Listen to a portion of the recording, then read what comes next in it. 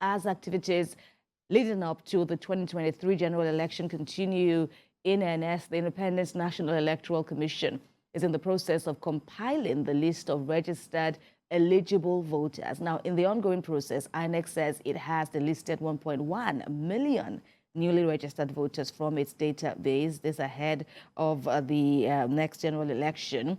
INEC's National Commissioner and Chairman of Information and Voter Education Committee, Festus Okoye, spoke during the cleaning up of the register of voters using the automated biometric identification system, where he says the commission detected several double, multiple, and ineligible registrations.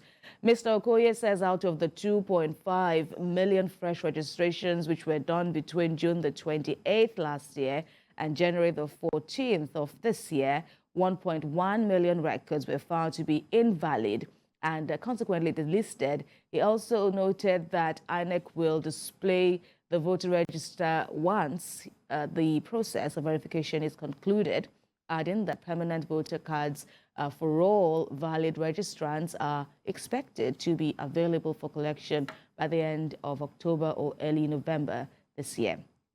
Now, joining us now to shed more light on preparations ahead of next year's election, we have with us INEC's National Commissioner and Chairman of Information and Voter Education Committee, Mr. Festus Okoye. Thank you very much and welcome to TVC Breakfast. Yeah, good morning. Good morning indeed. Right, so talking about this delisting of fresh registrants at the INEC, the exercise is ongoing according to you. Tell us more, especially what you want to do with this 1 million and that 1.1 million persons. And from what you've said, that's not even all. The exercise continues, so we don't even know how many more Nigerians will be deregistered. Well, the exercise we launched on the 28th day of June 2021 is called the Continuous Voters Registration Exercise. Prior to the unveiling of the CVR on the 28th day of June 2021, we went into the 2019 general election with over 84 million registered voters. So these 84 million registered voters are voters that are already on the database who do not require to register afresh. So the CVR we launched on the 28th day of June 2021 was for persons who have never registered before and also those who turned 18 from the last registration exercise. So these were the people who were eligible to register. Unfortunately, those who wanted to do transfer and those who lost their PVCs and those whose PVCs were damaged or defaced, some of them went and registered afresh when we already had their names on our database. So these were the people that we delisted from our database because we created a different model for those who lost their PVCs or for those whose PVCs were damaged, for us to incident them and then print new PVCs for them and not for them to register afresh because we already have their names on our database. The same thing applies for those who want to do transfer. If you want to do transfer, you can go into our online portal, which we launched on the 28th day of June 2021, and then you can do the transfer yourself. You transfer from one state to the other, from one local government to another, from one registration area to another, or from one polling unit to another, using a different pathway. But some of them, rather than do that, went and registered afresh. So these were the ones we removed between the 28th day of June 2021 and 14th day of January 2022. So the data we released of 44.6% of multiple and double registrants was for that particular period. Right. Does that mean that enough wasn't done in terms of voter education? Because if it was clear enough, I believe a lot of people wouldn't have made that error. We did aggressive voter and civic education, and we also train our registration officers at the point of registration to educate people who are coming forward for physical registration, which we flagged off on the 26th day of July 2021, of the options available to them. The INEC voter enrollment device we use for voter registration or for the CVR had different pathways and different models. When you approach a registration officer, the registration officer will first of all ask you whether you are a new voter. If you say you're a new voter and that you have never registered before, your pathways is completely different. If you say you are already registered voter but you have lost your PVC, or you have your PVC is defaced, or you want to do transfer, they will also use the model within the INEC voter enrollment device to transfer you or to schedule you for a new PVC. But some people just went to the registration centers, and when they are asked whether they have ever registered before, they said no. And this was part of the challenge we had, and that was part of the challenge why we had these multiple and double registrations. Yes, Mr. Okoye, so just a follow-up question. So, I mean, who perhaps do we put this blame on? INEC, the National Orientation Agency, or Nigerians? And what would you perhaps describe as the missing link? Well, I'm not here to share blames, because if we begin the blame game can go around to everybody. What we expected was some level of sincerity and some level of honesty in terms of the registration exercise, because if you have lost your PVC, there is no issue in that place. If you've lost your PVC, we schedule you and they print a new PVC for you. You don't pay anything for that. If your PVC is defaced, you tell us, we schedule you for a new PVC. If you want to do transfer from Lagos to Kaduna, from Kaduna to Lagos, or from Imo to Lagos, you just tell the registration officer, and they will transfer you to a new registration, to a new local government, to a new registration area, and to a new polling unit. But if you approach our registration officers and they ask you whether you have ever registered before, and you say no, there's absolutely nothing they can do about that. Unfortunately, some people did not realize that we have our automated biometric identification system that detects both the fingerprints and the facials of multiple registrars. And even at that, we also do manual adjudication when we notice that some people are being funny, or that some people have done something untoward during the process of registration. So that is just the challenge we had. Now, give us a sense of how your system works, because there are those who are questioning that if these persons came to perhaps re-register and give some funny information, the system should have a database to identify that this name already exists in the system. How is it that the system couldn't detect that? Well, it's not a challenge of the system not being in a position to detect multiple and double registrants. It was part of our business rules. It was part of our policy that at the end of the registration in all the registration centers, that all the data that we are collected will be masked in our data center in our headquarters for us to run this process of ABIS, and also for us to do adjudication on all the data that has been collected. You will completely agree with me that if that towards the end of June, when we were about to stop the registration exercise, and also between the 1st day of July and the 31st day of July 2022, when we extended it, that there was a surge in so many states of the Federation, and that in some of the centers you had up to 1,000, 2,000, or even 3,000 people waiting to register.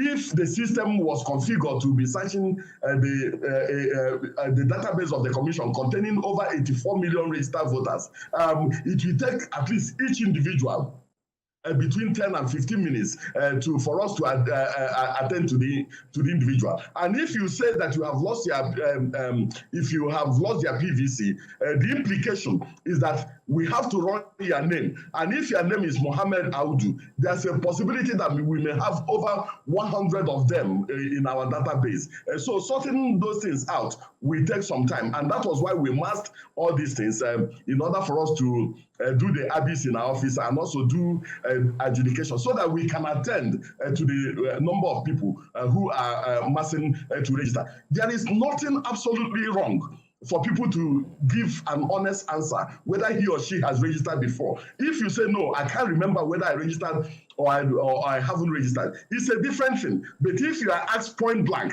have you ever registered before? And you say you have never registered in your life, well, why should anybody at the registration center doubt you at that particular moment? Well, Mr. Okoye, if the person had said, I cannot remember if I registered before, what is the officer supposed to do? Since, as you say now, that all the registrations will still be entered, and so to a later date as now, like now, where they are now being, cross-checked using the ABIS format. So what would have been the response if the person had said, I can't remember if I registered before?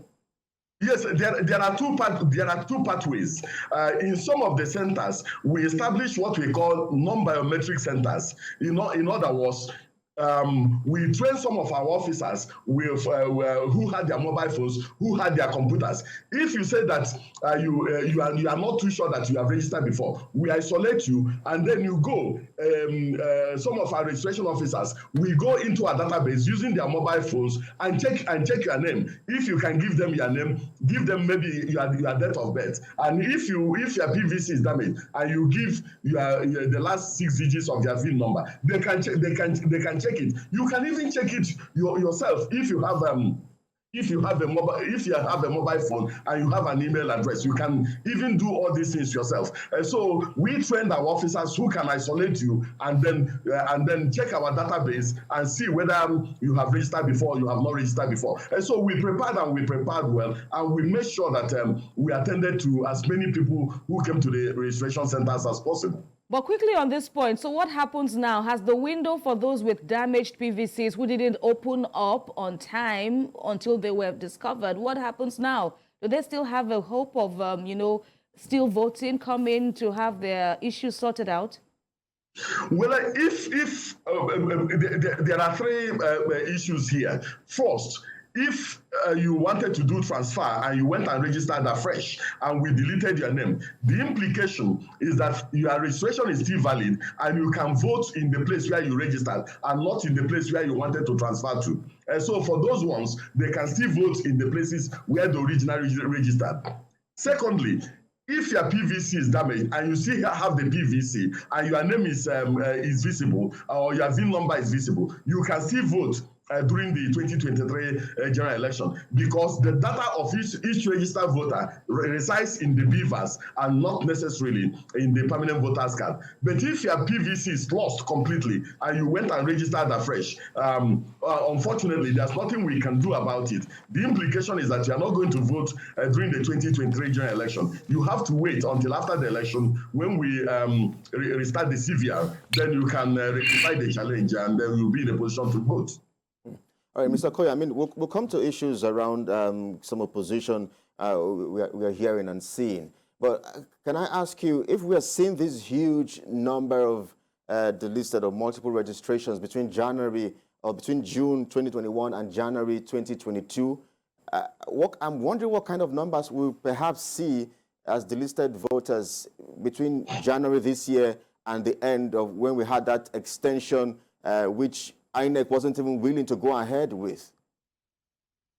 We are almost done with the ABIS on and the adjudication on the registration that we have done from the 15th day of January and the 31st day of July 2022. At the appropriate time, the chairman of the Independent National Electoral Commission, Prof Mahmood Yakubu, will unveil the total valid registrations and the invalid registrations before we go ahead to display the voters register once again for claims and objections. So we are almost done with the cleaning up of the voters register. So in the next few weeks, the chairman of the Independent National Electoral Commission will give Nigerians a sense of where we are in relation to the cleaning up exercise and in a sense of where we are in terms of the valid registrations. Right. Perhaps let's look at other issues now that has to do with the commission itself. Recently, the INEC chair said that the result portal was hacked months after the Osun and Ekiti off-season elections held. I'm wondering when this was discovered and how possible is it for the portal to have been hacked? Well, you know what we do. The Independent National Electoral Commission does not transmit raw data. What we transmit is from each polling unit is for what we call from EC8A, which is the polling unit level result. That is what we transmit to our INEC result viewing portal.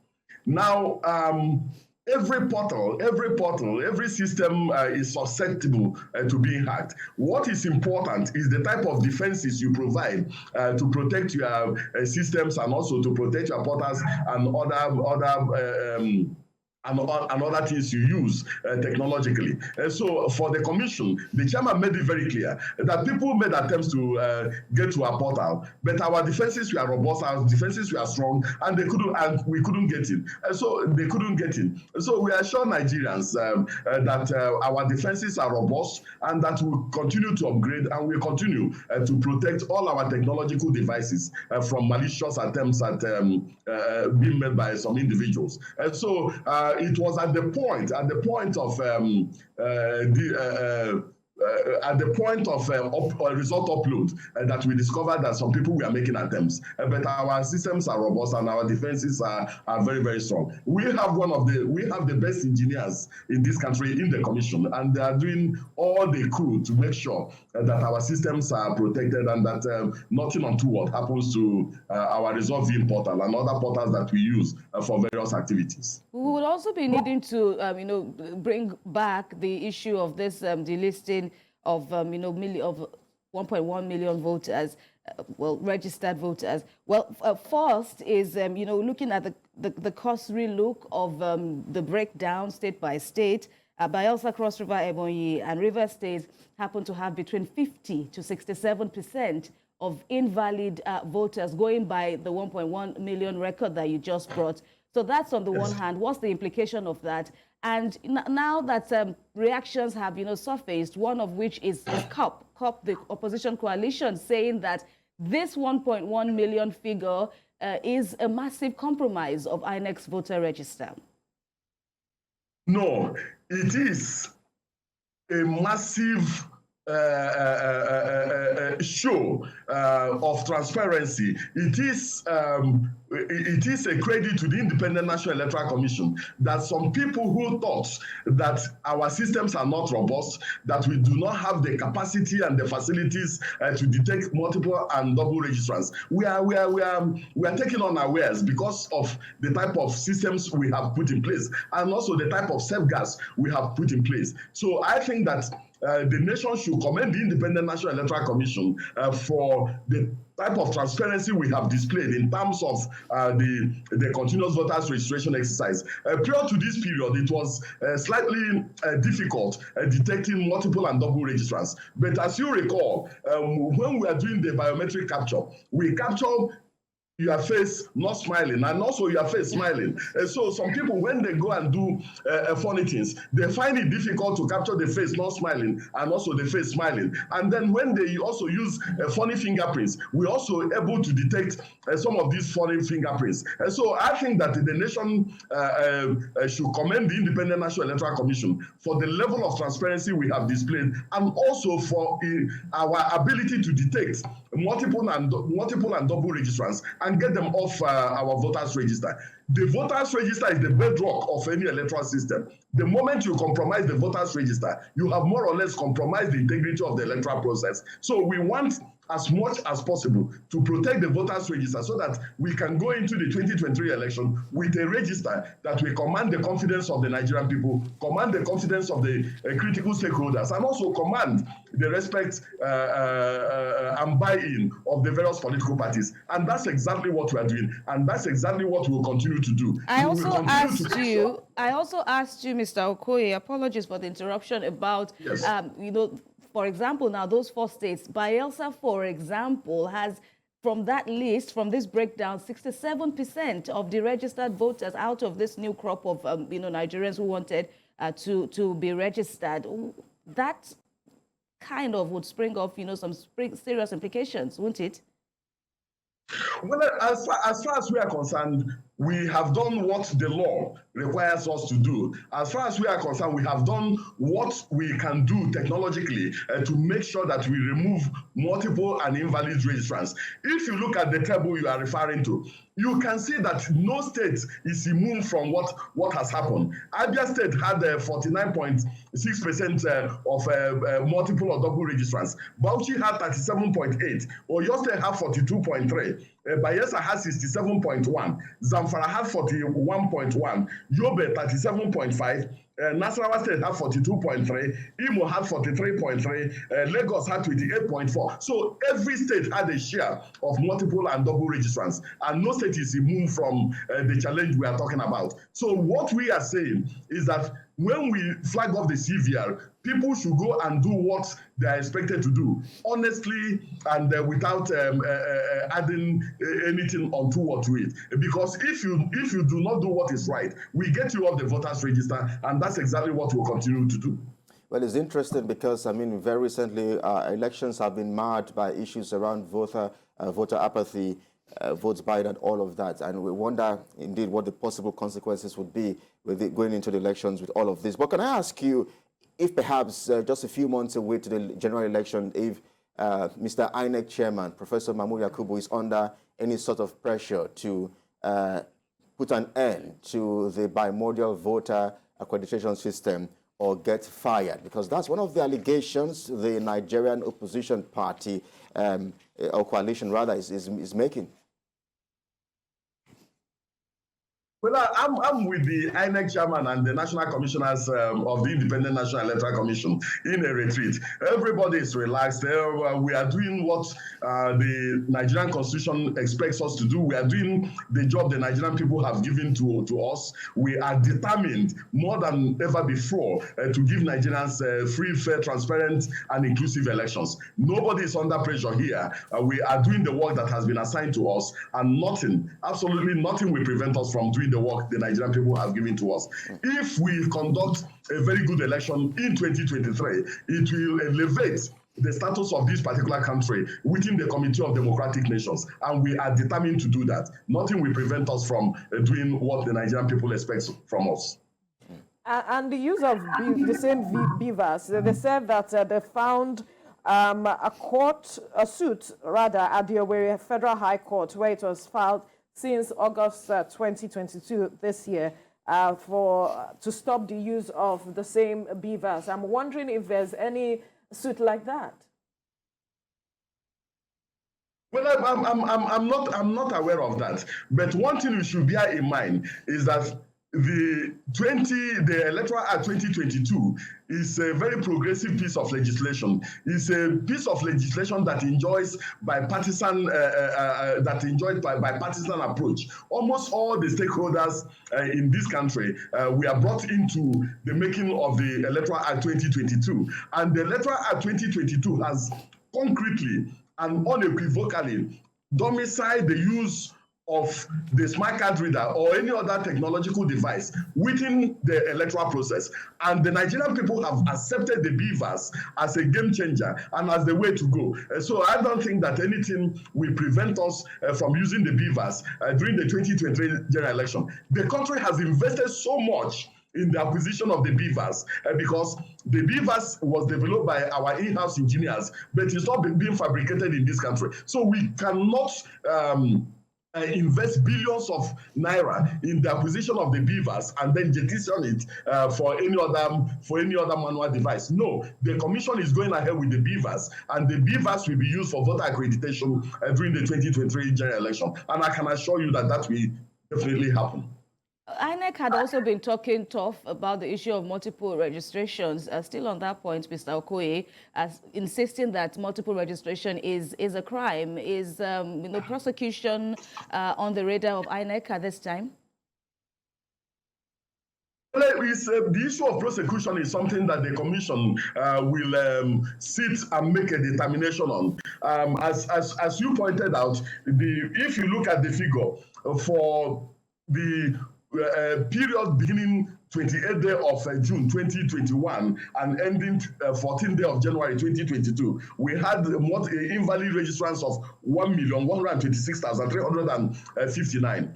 The implication is that by the time we consolidate the entire voters register, this figure will go up, and prosecuting this number of Nigerians will not be an easy task. And that is why the chairman of the Independent National Electoral Commission has gone to both houses of the National Assembly to go and canvass for the establishment of an Electoral Offences Commission and Tribunal that will take charge of arrest, investigation, and prosecution of electoral offenders. But if you look at section 16 subsection 2 of the Electoral Act 2022, it says that no individual, no voter shall hold more than one valid voter's card, and that the penalty for infraction is 500,000 naira, or the person goes to prison for a period of not more than 1 year. And there are also other provisions in the Electoral Act that deals with infractions of the provisions of the law. So there's a possibility that we may make an example with some people, but no decision has been taken until we make a determination of the number of multiple and double registrants that we have in our voters register. All right. It's interesting because our prisons are already very congested and jam-packed. And if we have 1-point-something million delisted voters, I'm wondering just how, if we have the capacity for that. to have more numbers. But can I ask you, I mean, it's interesting and amazing that since 1993, the June 12th presidential elections have always been referred to as the most free and fair elections. Does that in any way put a question mark on the elections that we have had in this country over the years? Well, you know, I'm not a historian. The chairman of the Independent National Electoral Commission is a professor of history, so he will be in a better position to look at the historical antecedents of some of these things. But what I want to assure you is that this commission improves with every election.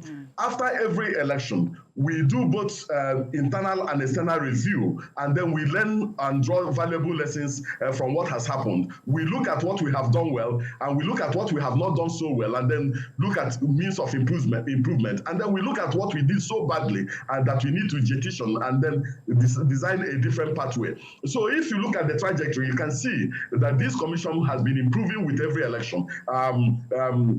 We had the during governorship election. Nigerians adjudged it as free, fair, and transparent. Then we had the under governorship election. Nigerians said it was an improvement. We had the Ekiti. Nigerians said it was an improvement in the previous election. And then we had the Osun governorship election. So what we have promised Nigerians is that we will continue to improve with every election. And we hope, and we are praying, and we are determined to also give Nigerians an election that will be better than what we had during the Osun governorship election. And so you can see, even with the massive turnout during the continuous voters registration exercise, that people now believe that this commission has the capacity and the determination to conduct free, fair, transparent, and inclusive election. And people are regaining confidence in the electoral process, and that is why you see this heightened engagement with the electoral process. You see this heightened mandate protection around the electoral process. And so I'm confident that we are going to record a better turnout during the 2023 general election than we had previously. Indeed, the coming election, general election, will be a test on INEC itself and its capacity to handle elections of that magnitude. Mr. Okoye, we are not done with you. We'll take a break and continue with more on this issue. Please stay with us. Thanks a lot for staying with us on TVC Breakfast. And over about 20-something minutes now, we've been speaking with INEC's National Commissioner, who is also the chairman of Information and Voter Education Committee, Mr. Festus Okoye, talking about various issues that have cropped up ahead of INEC's preparation for the next general election. Thank you so much, Mr. Okoye, for staying on.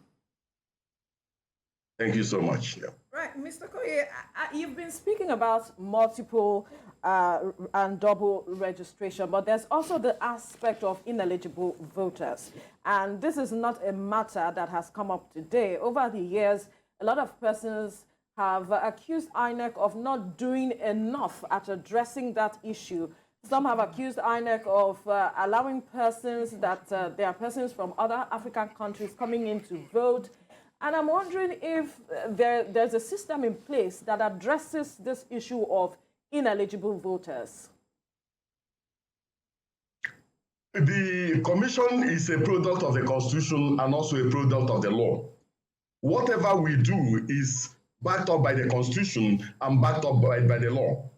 For this continuous voters registration exercise, the law provides that when somebody comes to a registration center and says he or she wants to register, that the registration officer should ask for the person's identity, birth certificate, or national identity, or international passport, or driver's license, or any other identification that shows that the person is a Nigerian and that the person is of age. That's what the law expects us to do. So if an individual comes to a registration center with any of these things, it is not within the province and within the ambit of a registration officer to begin to investigate whether the person is a Nigerian, so long as the person has a birth certificate or has an international passport that domiciles the person within the confines of Nigeria, and the person presents himself or herself to a registration officer. But if somebody comes to the registration center and the person is visibly underage, it is incumbent on the registration officer not to register such an individual unless the individual is able to provide concrete evidence to the fact that he or she is of age. Now, what we also do is that after running the automated biometric identification system, we also do what we call adjudication. If there are some other issues relating to a particular individual that we are not sure, if an individual that has been registered is visibly underage, we do what we call adjudication, and we remove such an individual. If we are not sure of, after running the fingerprints and running some other processes on the register, and there are still issues relating to a particular individual or some particular individuals, or there are some pictures that do not conform to our business rules, we do adjudication and we remove such from the voters register. And so our systems are robust, and we are doing enough, we are doing a lot to make sure that ineligible persons do not get into our register. Amidst the innovations of the amended Electoral Act, and of course, INEC, I have to note or acknowledge that there has been, commendations for INEC. If you look at your conduct, the conduct of your agency now during the off-season elections, the recent ones particularly, but there still remains a certain lax compliance with an enforcement of campaign finance regulations reiterated in the amended act. What's your position on that? Well, this commission will continue to do what it can to make sure that all the political parties and all the stakeholders within the electoral framework conform to the provisions of the law and also conform with the provisions of the Constitution. We have an election we have a department that deals with the issue of campaign financing and so on, and they have established a template to monitor some of these campaign finances and so on and so forth. But you have to also look at the contemplation of the law, at the period within which the Electoral Act expects the Commission to begin to act. Most of our focus, the focus of the law is on political parties. The period when political parties are supposed to begin their campaigns. In terms of individuals doing consultation, they do not come within the ambit and confines of the law, within the period of consultation. But the law expects political parties to begin their campaigns at a particular time, and the law also expects political parties to keep proper books in terms of where they receive their fundings, and also in terms of their expenditure, and also make these books available to the Commission for purposes of auditing. The law also gives the Commission the power to visit these political parties and look at their books, and we'll continue to do all these things. And anytime we find any infraction within the books being kept by any of the political parties, definitely the Commission will approach the security agencies for proper investigation and possible arrest, and then the Commission will be in a position to prosecute such a political party or individuals involved. But is there any infraction, from INEC's observation, any infraction yet? Well, I wouldn't know unless I contact the director in charge of the Department of Political Parties and Election Monitoring. I'm not too sure that I know of any as at this moment. All right, Mr. Okoye, I mean, because our focus has been on January or June rather, 28 June 2021 to January 2022. So when will Nigerians who registered between January and I think August know their fate of where they belong to, if they are eligible to vote or not? Well, the chairman of the Independent National Electoral Commission made a promise to the nation that for those who registered between the 15th day of January 2022 and the 30th day of June 2022, that their permanent voters' cards will be ready in October. For those who registered between the 1st day of July 2022 and 31st day of July 2022, their permanent voters' cards will be ready latest by November. So the moment these cards are ready, we are going to send bulk SMS to those who left their telephone numbers with us. Those who have email addresses, we are going to send email messages to them, telling them to come and collect their permanent voters' cards. And I'm using the word to come and collect because this commission will not distribute voters' cards and nobody will collect by proxy. If you made efforts to register, if you made efforts to be on the queue for some time and capture your biometric, you must also make efforts to come and collect your PVC. All right, very important. But then again, quickly, give us a breakdown. You would agree with me that 1.1 is a number that can swing, votes in any direction for any political party. What should these persons do now that they will be aware that they are delisted? What should they do? Give us a breakdown of what they should do moving forward, quickly. Well, it depends on the category they fall into. If you did transfer, if you were supposed to do transfer, in other words, if you are supposed to move your voting location from one state to the other, from one local government to the other, or from one registration area to the other, or from one polling unit to the other, and you went and did a fresh registration, our advice is that you should remain in your previous state where you registered. That is where you're eligible to vote because your name is there. Now, if your PVC is damaged, but your name is still visible on your PVC, the VIN number is still there, you can still vote using your that particular permanent voter's card. But if your PVC is lost and you went and registered afresh, the implication is that you are not eligible to vote during the 2023 general election. You have to wait until after the general election before you can rectify whatever challenge you have. All right. We thank you very much, Mr. Festus Okoye, the National Chairman and the National Commissioner and Chairman of Information and Voter Education Committee of the country's Independent National Electoral Commission. Thank you so much, Mr. Okoye, for speaking with us on TVC Breakfast.